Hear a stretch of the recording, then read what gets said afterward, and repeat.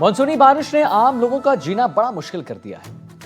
भरतपुर के कुछ गांव ऐसे हैं जहां बाढ़ आने से हजारों ग्रामीण बेघर हो गए हैं। खासकर बांध के नजदीक गांव वाले इलाके जो है ना, बाढ़ की वजह से उनको भारी नुकसान पहुंचा है। किसानों के लिए बारिश आफत बनकर बरस रही है। खेतों में लगी खरीफ की फसल डूब चुकी है। मवेशियों के लिए चारा बचा ही नहीं है। भरतपुर और धौलपुर से हमारी खास रिपोर्ट।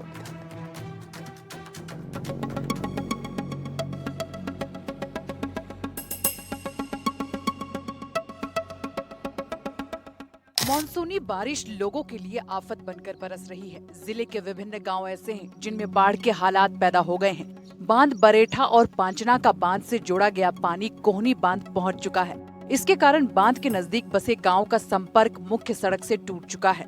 भरतपुर जिले के खरेरा गांव में बराठा बांध से पानी की आवक और लगातार बारिश के कारण बाढ़ जैसे हालात बन गए हैं। गाँव की सड़कें और खेत जलमग्न हो गए हैं। ग्रामीणों के अनुसार मुख्य सड़क पर करीब 3 फीट तक पानी चल रहा है, जिससे आवागमन पूरी तरह बाधित हो गया है। करीब दर्जन भर गांव का भरतपुर मुख्यालय से संपर्क टूट चुका है। आइए आपको बताते हैं कि भरतपुर में कितना नुकसान हुआ है। भरतपुर की बात की जाए, चाहे भरतपुर के बयाना की बात की जाए, रूपबास की बात की जाए, उज्जैन की बात की जाए और भरतपुर शहर से सटे जितने भी गांव हैं वहां की बात की जाए, सभी जगह पानी ही पानी नजर आ रहा है। मैं अपने सहयोगी से कहूंगा, देखिए ये कोनी बांध का पानी है और ये पांचना बांध से छुड़ा गया पानी था जो यहाँ पहुंचा है और ये रामनगर का 2 मोरा जिसे कहते हैं, यहाँ ये पानी है। तमाम जो फसल है किसान की वो नष्ट हो गई है, क्योंकि यहाँ खरीफ की जो फसल थी, चाहे बाजरे की बात की जाए, ज्वार की बात की जाए या पशुओं के चारे की बात की जाए, वो बिल्कुल खत्म हो चुकी। बरेठा, पांचना और कोहनी बांध में पानी की भारी आवक हुई है। बांधों के नजदीक है खरेरा, कपरोला, खडेरा, ऊंचा, मलाह गांव। गांव में खेत पूरी तरह जलमग्न हो चुके हैं। खेतों में बाजरा, ज्वार, खरीफ की फसल डूब चुकी है। सड़क डूबने के कारण गांव का संपर्क कट चुका है। मुख्य सड़क पर 3 फीट तक पानी बह रहा है। दर्जनों गाँव का संपर्क मुख्यालय से टूट गया है। खेतों में खड़ी बाजरा, ज्वार और अन्य खरीफ की फसलें पानी में डूब गई हैं और पूरी तरह खराब होने की कगार पर हैं। पशुओं के लिए चारा लाना भी चुनौती बन गया है। किसान पानी में उतरकर खेतों से हरा चारा निकालने को मजबूर हैं। क्या कहेंगे, पानी पानी है, किसानों चारों तरफ पानी पानी फैला हुआ है। रास्ता जाम, कवर कवर पानी में निकलते हैं और चारों बिल्कुल चारा भैंसों का खत्म हो गया। आपकी फसल है जो फसल नष्ट है, ज्वार बाजरा कुछ नहीं, पानी पानी भर करेगा। ऐसा पिछले साल हुआ, अब भी ऐसा हो रहा है। जो पानी है, बाढ़ जैसे हालात है, पूरे गांव के लोग, कितने गांव के लोग प्रभावित हैं? यहाँ तो करीब करीब बहुत है साहब, करीब 8-10-15। आप भी किसानी करते होंगे, खेती वेती, क्या हालत बने हुए हैं किसान? में पूरा खेतों में पानी भर रहा है। पशुओं के लिए चारे वारे की क्या व्यवस्था हो रही है? सब खत्म हो गई पसीने। हम देख रहे थे कई किसान पानी में घुस करके चारा काट रहे हैं। हाँ, काट रहे हैं साहब। फसल तो नष्ट है, नष्ट है फसल तो पूरी। क्या मांग करेंगे सरकार से? सरकार साहब कर दे जो कछु है।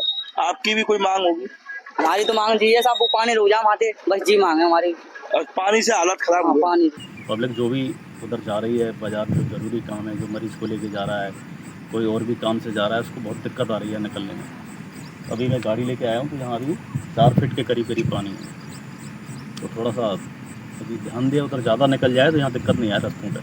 फसल खराबी के ऊपर लेके आना है, फसल ही बहुत ख़राब हो रही है। इसको थोड़ा घने की तरफ ज़्यादा निकाले ना तो यहाँ थोड़ा सा दिक्कत नहीं आएगी। तो यही है, फसल भी देखो, फसल बहुत ख़राब हो रही है, खेतों में पानी पानी है, सब बड़ी फसल है बाजरे की, ज्वार की। तो थोड़ा प्रशासन ध्यान दे रहे, पानी घने की तरफ निकल जाए ना तो ये रास्ते भी सही हो जाएं और ये फसल ही बच जाएगी। ग्रामीणों का कहना है कि जल निकासी की कोई व्यवस्था नहीं की गई है, जिससे ये स्थिति हर साल बनती है। लेकिन इस बार हालात बेहद गंभीर हैं। बच्चों का स्कूल आना जाना भी प्रभावित हो गया है। लोगों को रोजमर्रा के कार्यों में कठिनाई का सामना करना पड़ रहा है। ग्रामीणों ने प्रशासन से फसल खराबे का मुआवजा देने की मांग की है।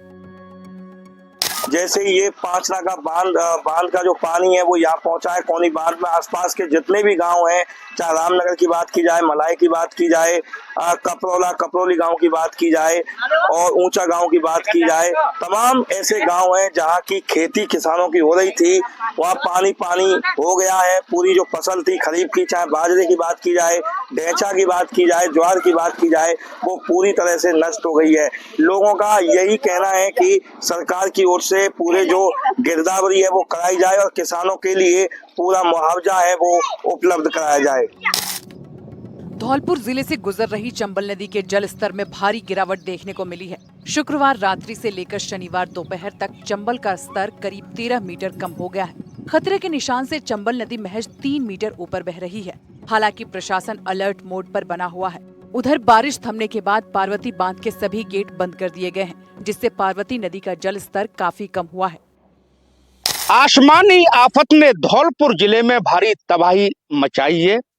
शहर से लेकर गांव तक पानी का जलजला है। चारों तरफ जल भराव के हालात हैं। हम इस समय मौजूद हैं पुराने चंबल के पुल पर। इस पुल पर कल तक करीब 3 फीट की पानी की चादर चल रही थी। हाड़ौती क्षेत्र में जो बारिश हुई थी उसकी वजह से इस पर पानी आया था। ये चंबल नदी है।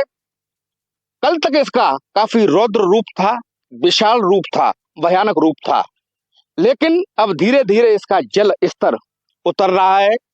जो खतरे का निशान है 130.79 मीटर से ऊपर लगभग 143 मीटर तक इसका जल स्तर पहुंच गया था, लेकिन अब पानी में गिरावट आई है तो करीब 13 मीटर इसका पानी यहाँ पर कम हुआ है। तो निश्चित तौर पर स्थानीय शासन और प्रशासन ने राहत की सांस ली है। वहीं अन्नदाता किसान की बात की जाए तो यह जो बाढ़ आई है चंबल में, इससे खरीफ की जो फसल है पूरी तरह से चौपट हुई है।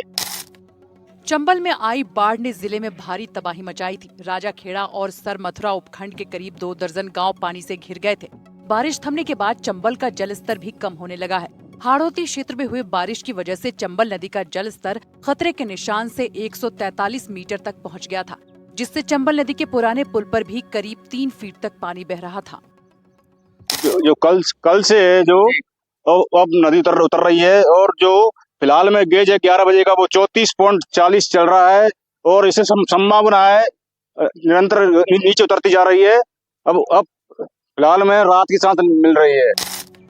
करीब 2 दर्जन गांव पानी की चपेट में आ गए थे। हालातों के मद्देनजर राहत और बचाव कार्य के लिए सेना भी बुलाई गई थी। सेना और एसडीआरएफ द्वारा बाढ़ में फंसे लोगों को सुरक्षित स्थानों पर रेस्क्यू कर पहुंचा दिया गया है।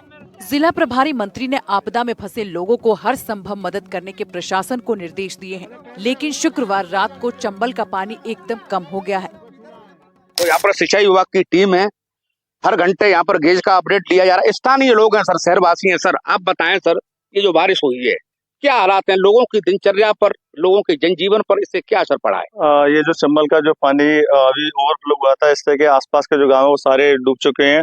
जितने भी उनकी जो रहने की जगह वो सारी डूब चुकी हैं। जितने भी उनके जो इनकम के सोर्स दुकान वगैरह वो सारी डूब चुकी हैं। तो आसपास के गाँव पूरी तरह से डेमोलिश हो चुके हैं। उनके पास फिलहाल के तौर पर अभी कोई भी सर्वाइवल के लिए कुछ चीज नहीं है। सारी चीज अस्त व्यस्त हो चुकी है फिलहाल। तो यहाँ पर हमारे साथ स्थानीय लोग भी थे। लोगों का कहना है कि इस आपदा में जो पानी की आपदा आई है इससे लोगों का भारी नुकसान हुआ है।